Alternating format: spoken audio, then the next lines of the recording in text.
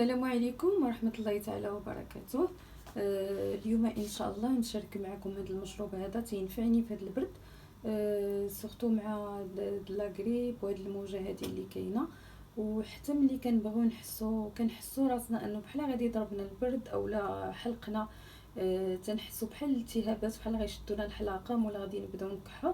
اون فوا كنشربوا هذا المشروب هذا تبارك الله دغيا كتحبس لينا لاغريب ديالتنا ما كتشدناش، وتبارك الله مفعول ديالو فعال.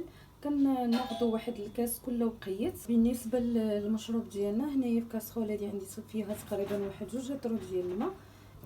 هنايا بصراحه ما كنتش ناويه نصور حتى كبيت عليه الماء. كناخذ الحريقه الحرشه، راه كنت شاركتها معكم في الفيديو كيفاش كنجمعوها كنغسلوها يا اما كنيبسوها اولا كنحتفظوا بها في المجمد. انا هذه عندي في المجمد كنخدم بها دائما. درت المخينزه، درت الباديان، تقريبا واحد المعلقه صغيره مطحونه هي والقرنفل، مخلطه ما بين الباديان وما بين القرنفل، وتقريبا واحد 10 المسامرات ديال القرنفل. صافي كنصب عليهم الماء كنغطيهم وكيبقاو كيغلاو تقريبا واحد 10 دقائق هما مغطيين. من بعد ما كتطلع الغليه كنخليهم تقريبا ديك 5 دقائق حتى ل 10 دقائق وهما تيغلاو.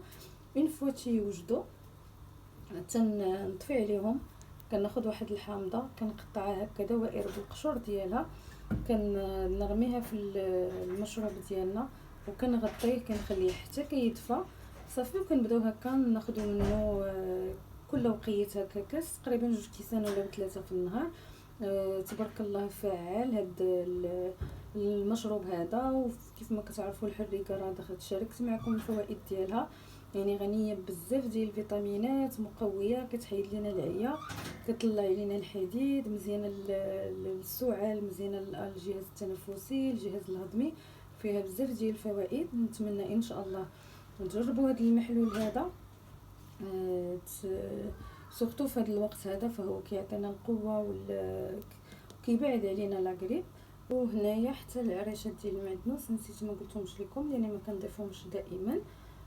بالنسبه للقرنفل حتى هو ماشي دائما كنديرو، غير مع هاد الموجه هذه ديال البرد حتى هو عنده مضاد فيه مضادات الاكسده، مهم جدا في الجهاز التنفسي، حتى هو كنضيفوه. من بعد ما تنطفيو عليه مباشره كنضيفوا الدوائر ديال الحامض صافي وكنوطيو عليه كنخليوه حتى كيدفى، عاد كنصفيوه ونبداو نشربوا منه. من بعد ما كيدفى لينا هنا راه الخليط انا باقي ما دفاش غير على قبل الفيديو. تقريبا هنايا واحد كاس لاروب ديال العنبه كنصفي الخليط ديالي وكناخذوا منه. انا هنا ما مولفاش كندير القرنفل والباديان مطحونين، فكنت طحناهم بقاو عندي حتى هما استعملتهم. كندير غير القرنفل هكا مسامر، اليوم بقاو عندي مطحونين قلت بلا ما نضيعهم، فكناخذوا هكا تقريبا هذا القياس ديال كاس الا ربع. بالنسبه للوليدات كنعطيوهم كاس صغير تقريبا 3 المرات في النهار. بالنسبه للكبار كناخذوا حتى القياس ديال كاس العنبه ديك 150 ملي في النهار. تبارك الله راه فعال، وبالتجربه زعما سنتين هذه وانا كنتبعو. غير كنحس بلاغريب بحال غتبداني ولا البرد ولا حلقي بغى يبدا، صافي كناخذو الحمد لله ما كتبقاش تشدك ديك لاغريب. نتمنى ان شاء الله تجربوه وتعتمدوه. ولا لقيتو الحريقه ما تبقاوش تخليوها، ضروري يا اما نلبسوها ولا نحتفظوا بها في المجمد، فهي تبارك الله غنيه بالفوائد. راه كنت شاركتها معكم في بزاف ديال الفيديوهات، يا اما المغلي ديالها كنعجن به ولا كنزيدها سواء في الحريره، في ليسوب، في الماكله، يعني مقويه وغنيه بالفوائد. رجعوا الفيديو اللي شاركت معكم ديال الحريقه غادي تلقاو فيه كاع الفوائد عليها ان شاء الله. نخليكم على خير الى فيديو مقبل.